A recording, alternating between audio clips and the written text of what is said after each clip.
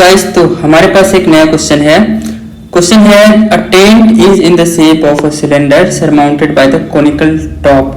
मतलब एक टेंट है जिसका सिलेंड्रिकल शेप है और उसका जो टॉप है वो एक कोन के शेप का है।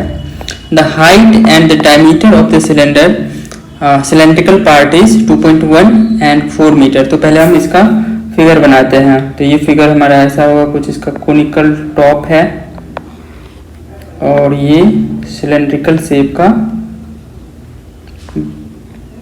मेन पार्ट है।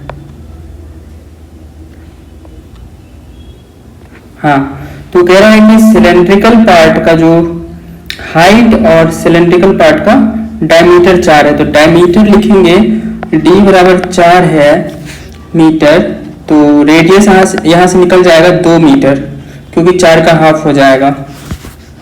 ठीक है, तो सिंपल h बराबर लिखेंगे, ये जो अगर h मानते हैं इसको यहाँ से यहाँ तक, तो h बराबर हो जाएगा हमारा 2.1 मीटर।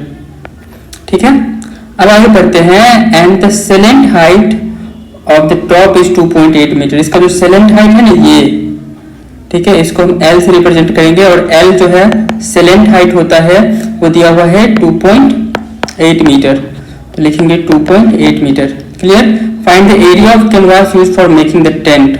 तो इस कैनवास को बनाने के लिए कितना एरिया का इस्तेमाल, मतलब इसका एरिया कितना होगा, मतलब जो भी कपड़े इस्तेमाल किए जाएंगे इसको बनाने के लिए उस कपड़े का टोटल एरिया कितना चाहिए। तो यहाँ पर लिखेंगे एरिया ऑफ द कैनवास।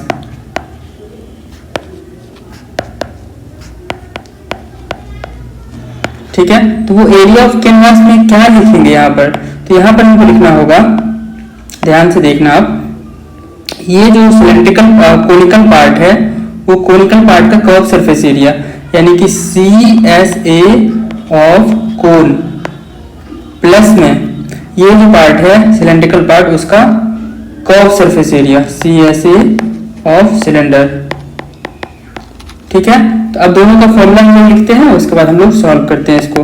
तो CSA ऑफ कोन क्या होता है, तो वो होता है पाई आर एल, और यहाँ पर CSA ऑफ सिलेंडर क्या होता है 2 पाई आर एच, ये हमको पता है। अब यहाँ पर हम ले लेते हैं कॉमन, तो पाई आर इंटू एल प्लस, देखो पाई आर इंटू एल, तो पाई आर एल हो गया, और पाई आर इंटू 2h, तो 2h यहाँ पर लिखना पड़ेगा हमको। क्लियर। अब हम इसको आगे सॉल्व करते हैं। Wait a minute, I have to add the some page.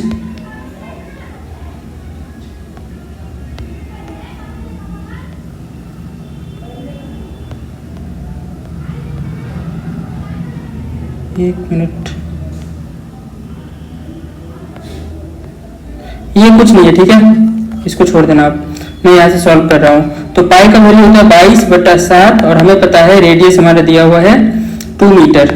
ठीक है, तो यहाँ पर पुट करेंगे 2 इंटू एल का वैल्यू हमारा सेलेंट हाइट दिया हुआ है 2.8 मीटर, तो लिखेंगे 2.8 प्लस में 2 इंटू हाइट हमारा दिया हुआ है 2.1 मीटर, तो 2.1 मीटर। अब इसको हम सॉल्व करते हैं, तो ये हमारा हो जाएगा 22 दूनी 44, इसको हम यहाँ लिख रहे हैं, ये पता नहीं कहाँ से आ गया, ये कुछ नहीं है, ये होगा हमारा 44/7 इंटू 2.8 प्लस 4.2, इसको आप मल्टीप्लाई करोगे तो ये 4.2 आएगा।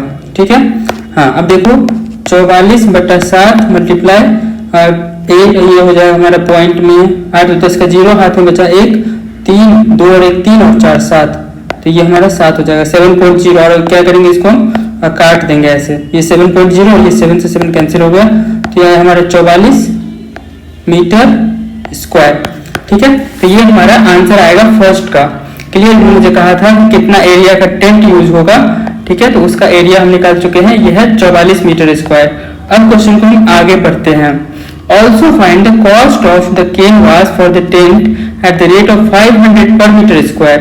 मतलब रेट क्या होगा, मतलब टोटल कितना पैसा खर्चा होगा उस टेंट को बनाने में अगर वो कैनवास का रेट है 500 rupees per metre square. Note that the base of the tent will not be covered by canvas, कि इसके बेस में कैनवास नहीं है, बस ऊपर से ऐसे है, तो बताओ कितना खर्च लगेगा। क्लियर, तो हमने ये जो कैनवास का कपड़ा का एरिया निकाला है वही एरिया का कपड़ा रहेगा, और इसको हम लोग कॉस्ट निकालने के लिए क्या करेंगे, तो कॉस्ट निकालने के लिखते हैं कॉस्ट ऑफ कैनवास। तो ये हमारा हो जाएगा मतलब area of canvas into rate, area of canvas into multiply rate. ठीक है, तो एरिया हमारा है 44 मल्टीप्लाई रेट है 500 रुपीज पर मीटर स्क्वायर। तो ये इक्वल टू करेंगे तो ये हो जाएगा हमारा डबल जीरो पहले, 4 5 जा 20 का जीरो, हाथ में बचा 2, 4 5 जा 20 प्लस 2 22, तो ये 22,000 ये रुपया आएगा। क्लियर, ये हमारा आंसर रुपया में होगा। तो 22,000 रुपया आंसर होगा। तो पहला आंसर होगा हमारा 44 मीटर स्क्वायर और दूसरा आंसर होगा हमारा 22,000 रुपया कॉस्ट आएगा इसका। क्लियर, आई होप आपको ये समझ में आया होगा। Thank you.